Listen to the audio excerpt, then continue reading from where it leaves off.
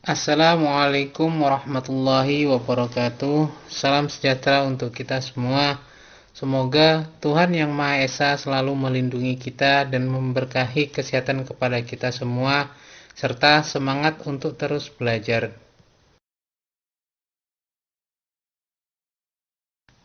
Pada pertemuan kali ini merupakan pertemuan perdana dalam mata kuliah pengantar akuntansi. Sehingga bahasan yang akan saya sampaikan mengenai konsep dasar akuntansi sehingga dapat memahami paling tidak mengenal terlebih dahulu akuntansi itu seperti apa. Karena kebanyakan kita akan mengenal akuntansi itu dengan dua hal, yaitu konsep balance harus sama antara debit dan kreditnya, dan yang kedua itu adalah kita kadang mengenal orang-orang akuntansi itu menghitung uang tapi gak ada uangnya. Untuk diketahui bahwa belajar akuntansi ini akan menambah keahlian di dalam tata cara pengelolaan keuangan. Mengapa? Karena pada dasarnya jurusan akuntansi ini akan mempelajari cara pencatatan laporan keuangan, memeriksa dan memberi penilaian atas informasi keuangan. Hal ini tentunya meliputi pengumpulan, penganalisaan, pencetakan, dan penyusunan laporan-laporan keuangan beserta dengan penafsirannya. Untuk dapat dipahami bahwa kita sebenarnya itu harus bangga menjadi seorang akuntan. Kenapa? Karena kalau kita menjadi akuntan itu dapat memilih dari profesi akuntan. Pilihan itu ada pada akuntan pemerintah, pada akuntan pendidik, akuntan perusahaan, dan akuntan publik. Untuk akuntan pemerintah, biasanya mereka menjadi PNS yang diletakkan di inspektorat atau Kementerian Keuangan. Ini yang berhubungan dengan akuntan pemerintahan. Sedangkan untuk akuntan pendidik, itu biasanya menjadi guru atau dosen yang notabene keilmuannya adalah didasarkan pada ilmu akuntansi. Nah, ini pilihan yang paling banyak dilakukan bagi lulusan akuntansi, yaitu menjadi akuntan perusahaan. Akuntan perusahaan ini terbagi menjadi akuntansi keuangan, akuntansi biaya, akuntansi pajak, akuntansi anggaran, internal kontrol, bahkan berkaitan dengan sistem akuntansi, sehingga dapat membuat yang namanya aplikasi pelaporan keuangan pada suatu perusahaan. Ini cakupan yang mayoritas biasanya dimanfaatkan oleh lulusan akuntansi. Yang berikutnya adalah berkaitan dengan akuntan publik, di mana para lulusan akuntansi ini biasanya akan masuk kepada kantor akuntan publik, dan saat ini juga ada yang namanya KJA atau kantor jasa akuntansi. Nah, teman-teman dapat membedakan antara KJA dan KAP ini bagaimana? Kalau KJA itu fokus utamanya adalah menyusun atau membuat laporan keuangan yang dimiliki oleh klien. Sedangkan untuk KAP itu fokus utamanya adalah pemberian opini terhadap laporan keuangan yang dibuat oleh klien dari KAP tersebut. Mengapa kita harus bangga ketika kita menjadi seorang akuntan dengan banyak pilihan profesi yang telah saya sampaikan sebelumnya? Alasan yang lain itu adalah kita sebagai seorang akuntan itu adalah pembuat dari yang namanya alat bukti. Alat bukti ini yang dijadikan dasar dalam menyusun sebuah laporan keuangan dan dilakukan audit terhadap alat bukti tersebut pada saat kantor akuntan publik melakukan audit pada perusahaan klien.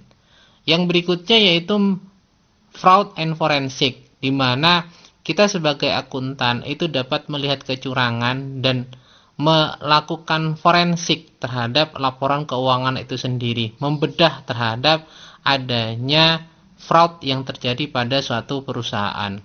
Sebagai seorang akuntan itu juga dapat menjadi yang namanya asesor, yaitu penilai terhadap aset yang dimiliki oleh perusahaan. Nah, biasanya untuk asesor ini ada sertifikasi lain yang harus dimiliki oleh seorang akuntan. Yang selanjutnya yaitu berkaitan dengan programmer.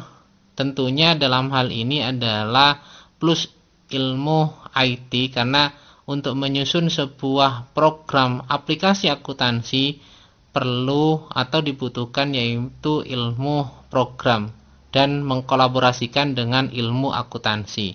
Selanjutnya yaitu sebagai pejuang go to hell corruption, artinya orang yang harus membumi hanguskan terkait dengan adanya korupsi yang ada di negara kita.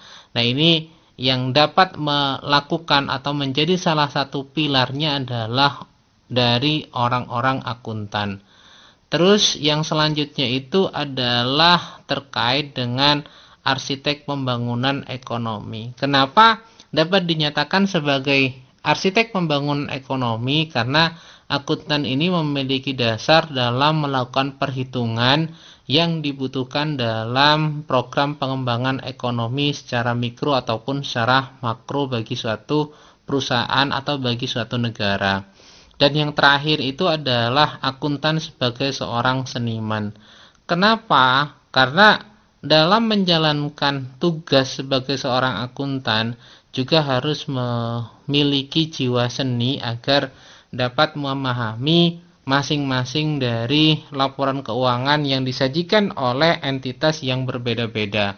Karena kita ketahui bahwa ada banyak perusahaan baik jasa, dagang ataupun manufaktur yang memiliki jenis usaha yang tentunya memiliki karakteristik sendiri-sendiri, dan itu membutuhkan sebuah seni dalam meramu atau mempelajari dari laporan keuangan itu sendiri.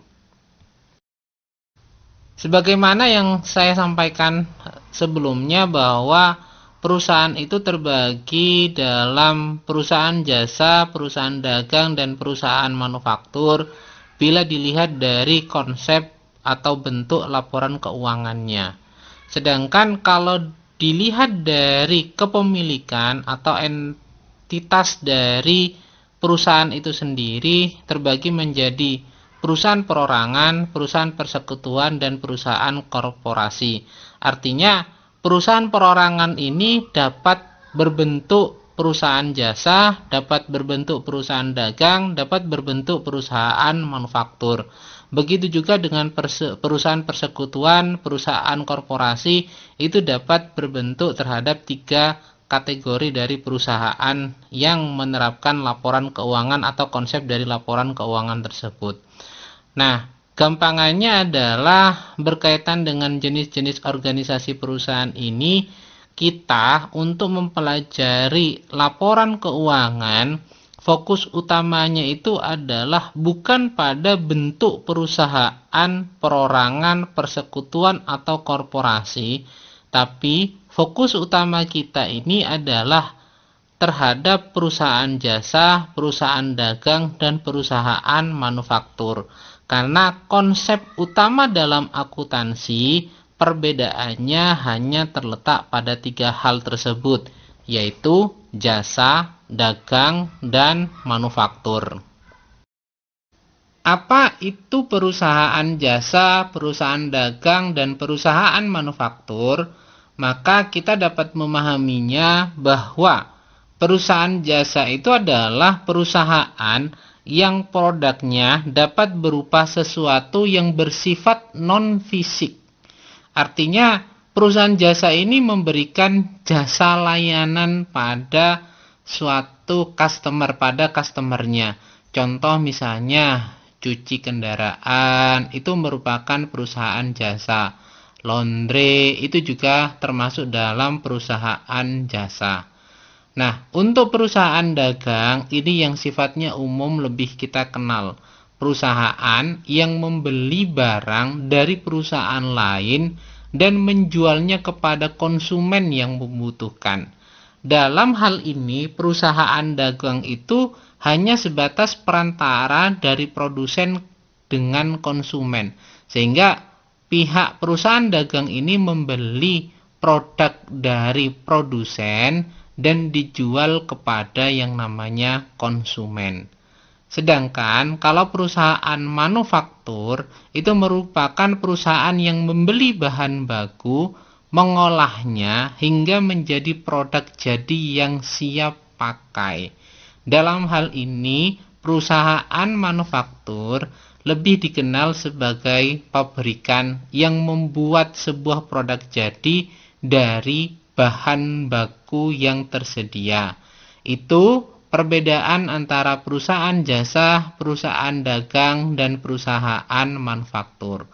Gampangannya, kalau jasa itu ya menjual tidak berupa barang, tapi sebuah layanan yang diberikan. Sedangkan kalau perusahaan dagang dan perusahaan manufaktur itu yang diberikan atau yang dijual itu adalah berbentuk barang. Namun perbedaannya, kalau perusahaan dagang itu menjual produk yang dia beli dari pabrikan. Sedangkan kalau perusahaan manufaktur, produk tersebut itu dibuat oleh dirinya sendiri. Dan selanjutnya produk tersebut itu dijual. Kalau perusahaan dagang itu tidak membuat, tapi kalau perusahaan manufaktur itu adalah membuat. Itu perbedaan terkait dengan perusahaan jasa, perusahaan dagang, dan perusahaan manufaktur. Setelah kita mengetahui jenis perusahaan yang membuat laporan keuangan, maka kita akan mengetahui bahwa stakeholder atau pihak-pihak yang berkepentingan terhadap laporan keuangan pada suatu perusahaan itu ada beberapa jenis atau beberapa elemen. Yaitu yang pertama tentunya dari pemegang saham itu sendiri. Karena sebagai pemegang saham ingin melihat progres dari perusahaan untuk mendapatkan dividen atau pembagian keuntungan dari operasional perusahaan tersebut. Yang selanjutnya yang berkaitan dengan kreditor, merupakan pihak yang memberikan pinjaman kepada perusahaan, sehingga akan melihat laporan keuangan untuk mengevaluasi apakah kredit yang dijalankan atau kredit yang diberikan kepada perusahaan tersebut itu dapat dikembalikan. Begitu juga dengan investor. Investor ini notabene-nya adalah pihak yang memberikan investasi kepada perusahaan agar dana yang dimiliki oleh investor tersebut itu dapat dipergunakan dalam operasional perusahaan. Tentunya investor ini mengharapkan adanya pengembalian modal dari aktivitas operasional perusahaan tersebut. Pihak lainnya yaitu supplier. Supplier sebagai pihak ketiga yang menyuplai kebutuhan bahan baku terhadap perusahaan tentunya berharap terhadap aktivitas operasional perusahaan tersebut menghasilkan keuntungan di mana dapat melakukan pembelian dan juga dapat membayar terhadap utang-utang pembelian bahan atau material yang dilakukan oleh perusahaan tersebut. Selanjutnya yaitu pastinya pekerja itu sendiri.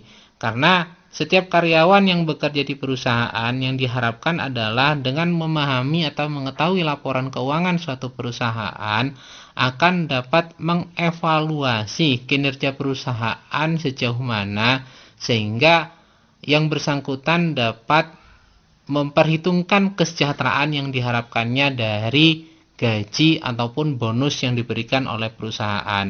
Dan yang terakhir adalah pemerintah. Karena kaitannya dengan pemerintah ini, perhitungannya adalah kepentingan perpajakan. Itu beberapa stakeholder atau para pihak yang berkepentingan terhadap laporan keuangan yang dibuat oleh perusahaan.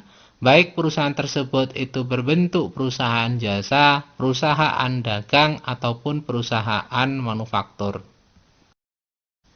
Setelah kita memahami dari banyaknya pihak yang berkepentingan terhadap laporan keuangan, maka kita harus memahami terlebih dahulu apa itu sih akuntansi.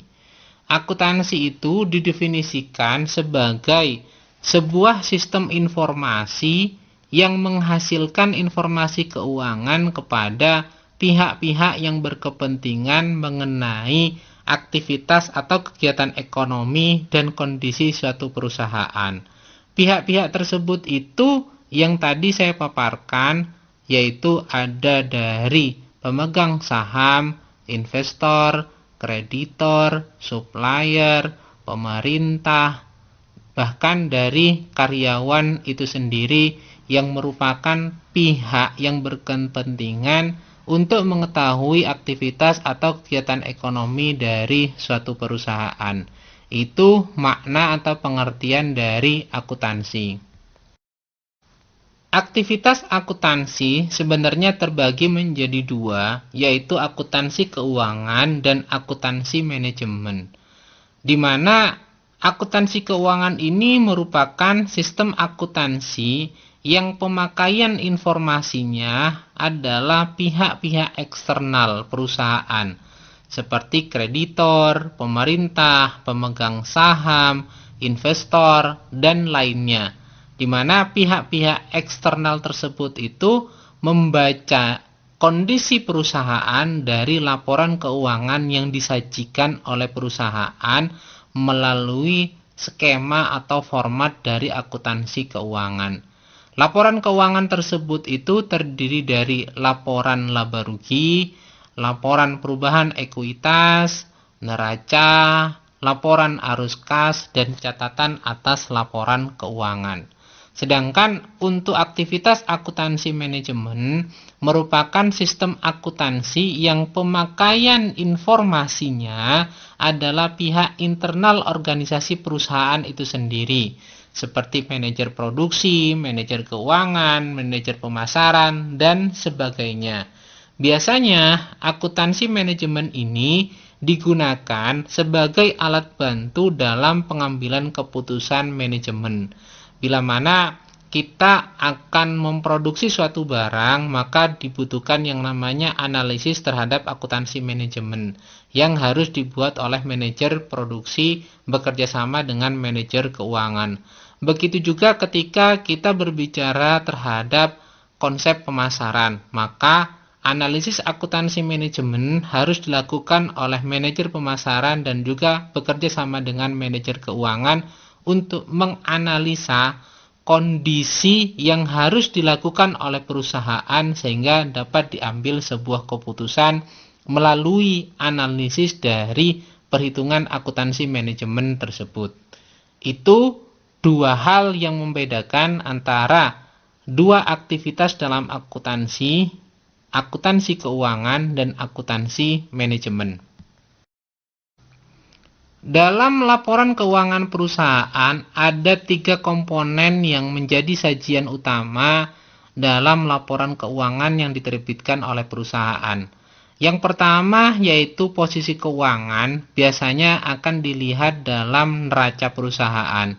Yang kedua pada kinerja perusahaan, ini biasanya akan dilihat pada laporan laba rugi dan laporan perubahan ekuitas. Sedangkan yang ketiga yaitu arus kas dari perusahaan, ini dapat dilihat dalam laporan arus kas dari suatu perusahaan.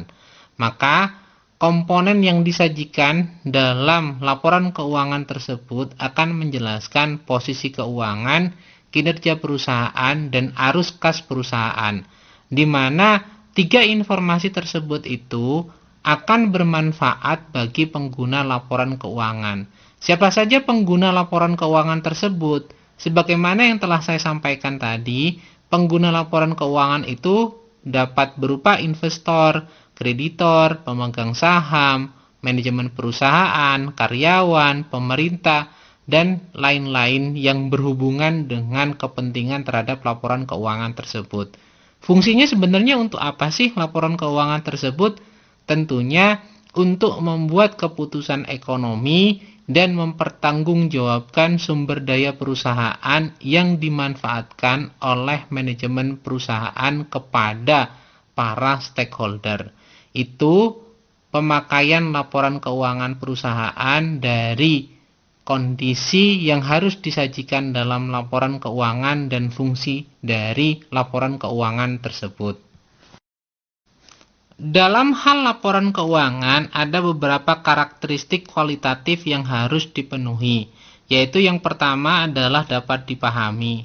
Dengan dapat dipahami tersebut, maka semua stakeholder itu dapat memperoleh informasi yang imbang.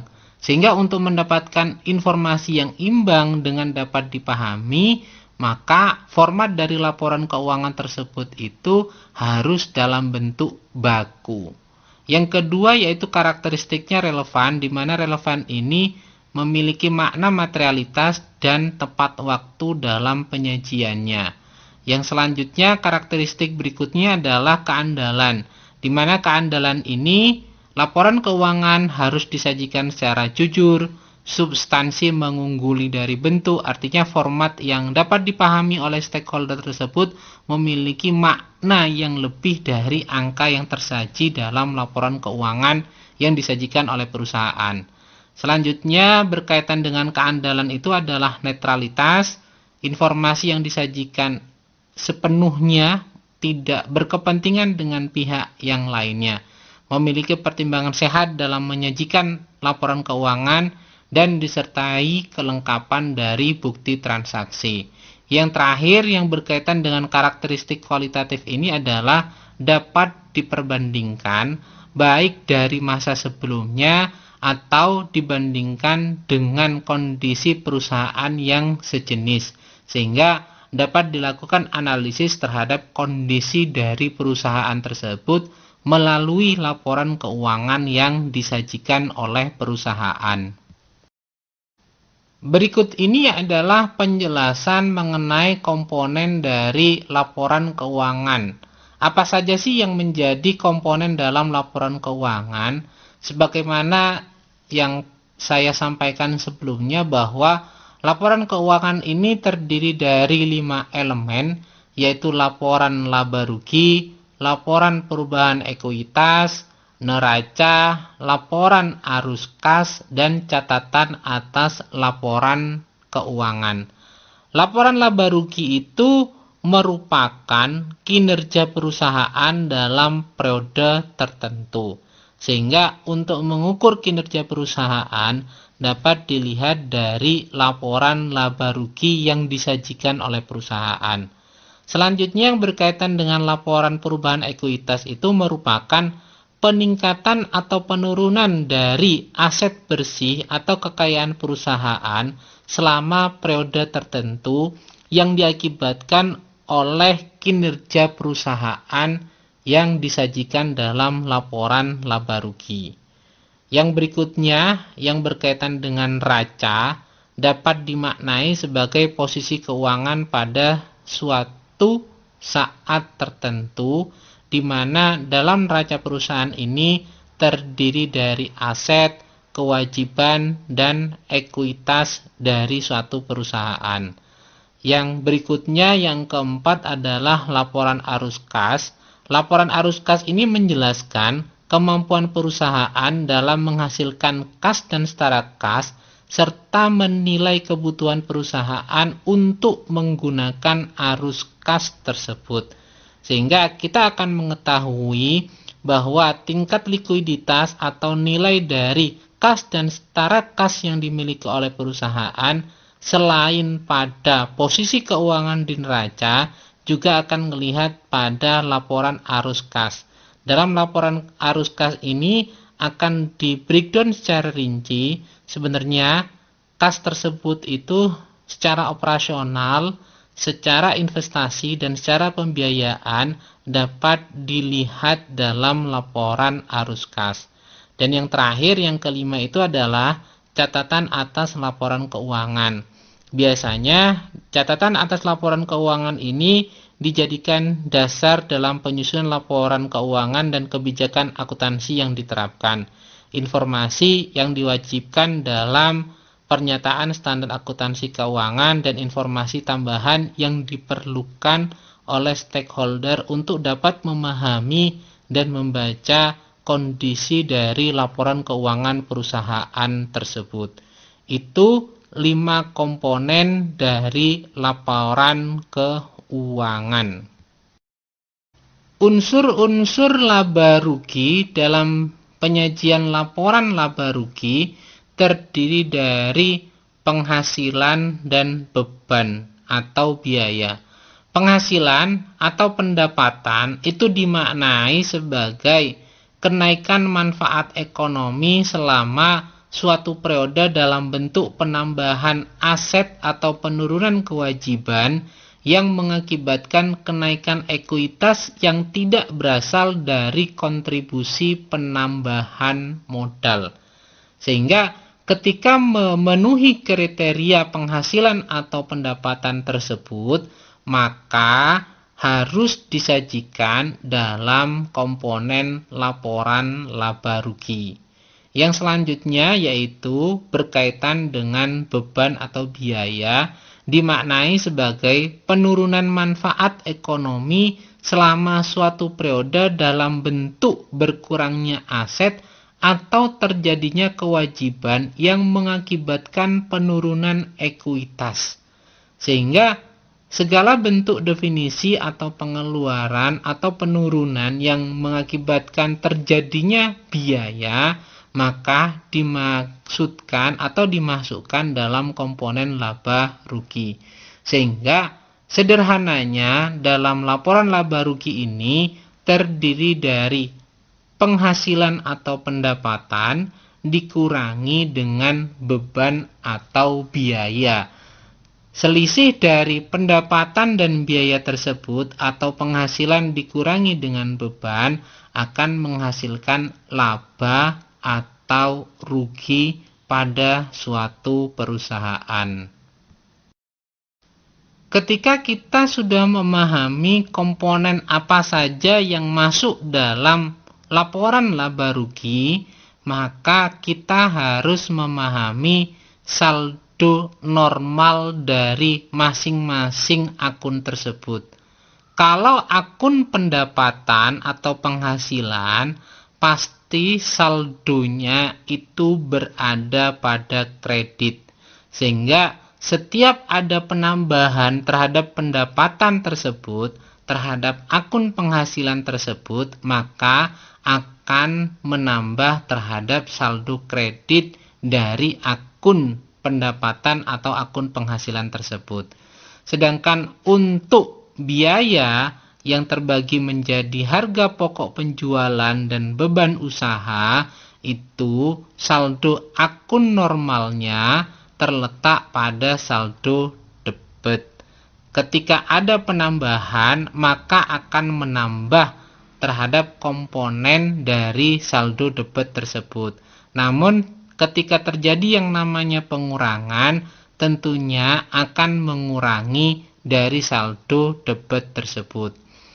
Mudahnya memahami dalam hal ini yaitu laporan laba rugi terdiri dari pendapatan dan biaya, di mana pendapatan itu saldo akun normalnya ada pada sisi kredit. Sedangkan untuk biaya yang terdiri dari harga pokok penjualan dan beban usaha, saldo akun normalnya terletak pada posisi debit. Sebagaimana di awal saya sampaikan bahwa perusahaan terdiri dari perusahaan jasa, perusahaan dagang, dan perusahaan manufaktur, maka konsep dalam laporan keuangan, terutama dalam perhitungan laba rugi, itu terjadi perbedaan. Untuk perusahaan jasa, perhitungan laba rugi hanya terdiri dari dua komponen saja, yaitu pendapatan dikurangi dengan beban usaha, sehingga akan menentukan laba atau rugi dari usaha tersebut. Kalau perusahaan dagang dan perusahaan manufaktur itu terbagi dari beberapa komponen dalam perhitungan laba ruginya, di mana pendapatan dikurangi dengan harga pokok penjualan terlebih dahulu untuk menghasilkan laba atau rugi kotor. Selanjutnya, laba atau rugi kotor tersebut itu dikurangi dengan beban usaha untuk mengetahui laba rugi dari usaha tersebut. Itu perbedaan dalam perhitungan laba rugi pada perusahaan jasa, perusahaan dagang, dan perusahaan manufaktur. Untuk membedakan perusahaan dagang dan perusahaan manufaktur terletak dalam perhitungan harga pokok penjualan. Perbedaan yang terletak dalam perhitungan harga pokok penjualan yaitu kalau perusahaan dagang, maka rumusan perhitungannya adalah persediaan awal barang dagangan ditambah dengan pembelian, ditambah dengan biaya angkut pembelian, dan dikurangi dengan potongan atau retur dari pembelian. Selanjutnya dikurangi dengan persediaan akhir barang dagangan. Itu komponen dari perhitungan harga pokok penjualan pada perusahaan dagang. Sedangkan pada perusahaan manufaktur, perhitungannya adalah persediaan awal barang jadi ditambah dengan harga pokok produksi, di mana harga pokok produksi ini terdiri dari persediaan bahan baku, bahan kemas, bahan penunjang, ditambah dengan pembelian bahan baku, bahan kemas, dan bahan penunjang, dikurangi dengan persediaan akhir dari bahan baku, bahan kemas, dan bahan penunjang, ditambah dengan biaya tenaga kerja langsung, ditambah dengan biaya overhead pabrik, ditambah dengan persediaan awal barang dalam proses, selanjutnya dikurangi dengan persediaan akhir barang dalam proses, dan yang terakhir adalah untuk menentukan perhitungan HPP perusahaan manufaktur dikurangi dengan persediaan akhir barang jadi. Itu perbedaan dalam perhitungan harga pokok penjualan pada perusahaan dagang dan perusahaan manufaktur. Selanjutnya bahasannya adalah berkaitan dengan laporan perubahan ekuitas. Laporan perubahan ekuitas ini terdiri dari modal saham dan laba ditahan. Biasanya yang berkaitan dengan modal saham ini ketika terjadi perubahan ekuitas terhadap modal saham, terjadi penambahan modal saham yang didaftarkan pada notaris. Sedangkan ketika terjadi yang namanya perubahan pada laba ditahan, itu disebabkan karena adanya keuntungan atau kerugian yang terjadi pada perusahaan. Selain itu, karena diakibatkan faktor dari pembagian dividen bagi pemegang saham. Itu komponen yang berhubungan dengan laporan perubahan ekuitas. Penjelasan berikutnya yaitu berkaitan dengan unsur-unsur dalam neraca atau posisi keuangan. Dalam neraca ini terbagi menjadi 3 komponen yaitu aset, kewajiban, dan ekuitas. Aset dimaknai sebagai sumber daya yang dikuasai oleh perusahaan sebagai akibat dari peristiwa masa lalu dan dari mana manfaat ekonomi di masa depan diharapkan akan diperoleh oleh perusahaan. Itu makna dari aset. Sedangkan makna dari kewajiban merupakan hutang perusahaan masa kini yang timbul dari peristiwa masa lalu, sedangkan penyelesaiannya diharapkan mengakibatkan arus keluar dari sumber daya perusahaan yang mengandung manfaat ekonomi. Sedangkan unsur yang terakhir di neraca yaitu ekuitas, yang dimaknai sebagai hak residual atas aset perusahaan setelah dikurangi semua kewajiban. Itu unsur-unsur yang ada dalam neraca. Setelah kita memahami unsur-unsur dari neraca tersebut, maka kita harus memahami posisi masing-masing akun yang ada pada unsur neraca. Berkaitan dengan aset yang dimaknai sebagai sumber daya perusahaan, maka saldo normal dari aset itu adalah dalam posisi debit. Segala bentuk penambahan maka akan ada dalam posisi debit untuk menambah nilai aset yang dimiliki oleh perusahaan. Namun, bila mana terjadi pengurangan terhadap nilai aset yang dimiliki oleh perusahaan, maka pengurangannya adalah dengan mengurangi saldo debit yang ada, yaitu diposisikan pada saldo kredit. Sedangkan untuk kewajiban dan ekuitas sebagai asal sumber dana yang dimiliki oleh perusahaan, posisinya adalah pada kredit. Sehingga saldo normal dari kewajiban atau liabilitas itu adalah saldo kredit. Begitu juga saldo normal dari ekuitas, posisinya adalah pada posisi kredit. Untuk lebih dapat memahami dari komponen aset itu apa saja, maka dapat dilihat pada paparan yang saya sajikan. Aset itu terbagi menjadi dua, yaitu aset lancar dan aset tetap. Aset lancar ini dapat berupa bank, kas, piutang usaha, persediaan, perlengkapan, biaya dibayar di muka, dan lain-lainnya yang dapat dimaknai sebagai aset lancar. Aset lancar ini dimaknai sebagai aset perusahaan yang likuiditas atau perputarannya tidak lebih dari 12 bulan atau 1 tahun. Kalau melebihi dari 12 bulan atau 1 tahun, maka masuk dalam kategori aset tetap. Di mana aset tetap ini terbagi menjadi dua, yaitu aset tetap berwujud dan aset tetap tak berwujud. Untuk aset tetap berwujud itu ada tanah, gedung dan bangunan, mesin dan instalasi, kendaraan.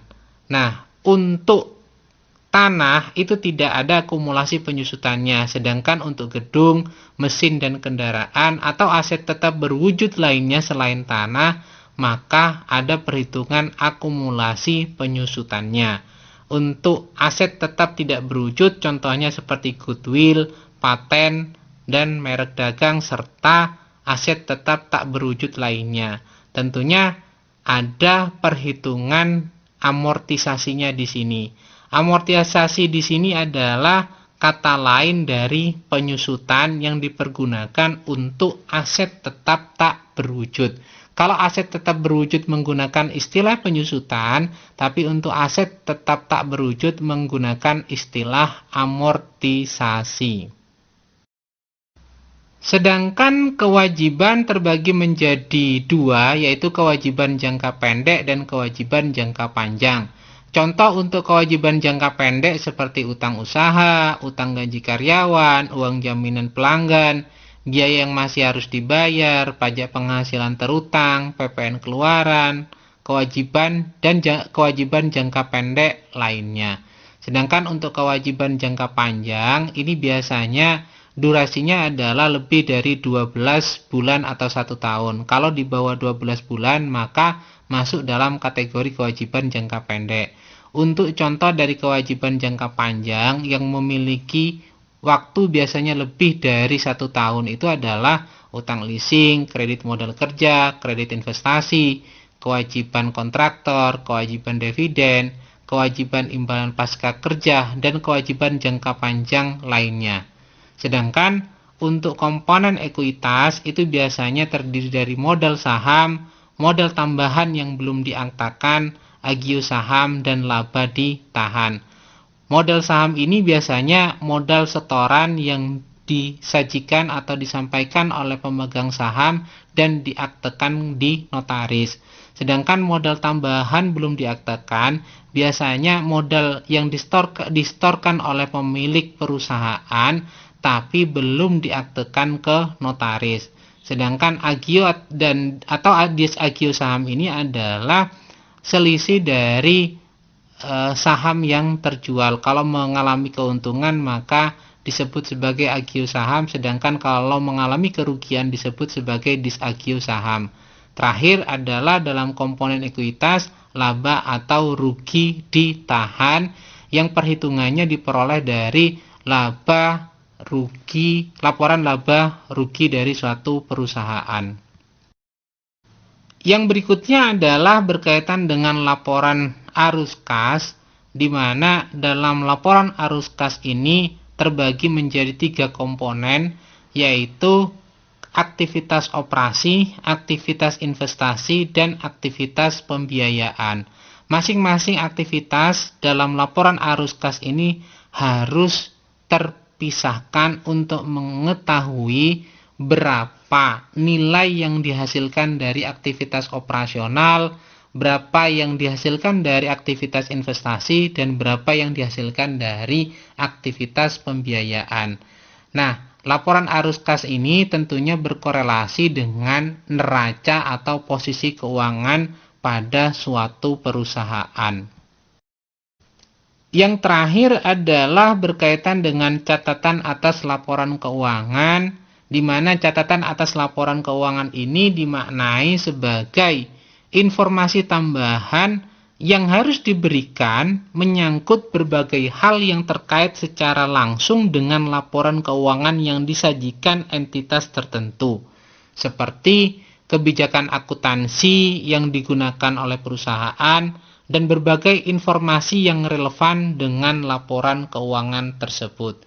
Ketika ada perbedaan atau kebijakan akuntansi yang dijalankan, misalnya perhitungan penyusutan atau perhitungan terhadap nilai persediaan, maka dapat dimasukkan dalam catatan atas laporan keuangan. Itu saja terlebih dahulu dalam pengantar akuntansi ini. Semoga dapat dipahami dengan baik. Harapan saya adalah dapat mempelajari sendiri dengan mengakses beberapa literatur baik di buku ataupun di internet untuk membaca dan mempelajari seperti apa sih akuntansi itu, sehingga dapat memahami secara gamblang terkait dengan akuntansi. Itu saja terlebih dahulu. Bila ada hal yang kurang berkenan, saya mohon maaf sebesar-besarnya. Saya akhiri. Wabillahi taufik wal hidayah. Wassalamualaikum warahmatullahi wabarakatuh. Salam sehat selalu untuk tetap menjaga protokol kesehatan dengan baik dan dengan patuh. Jangan lupa untuk tetap dan terus menggunakan masker. Terima kasih.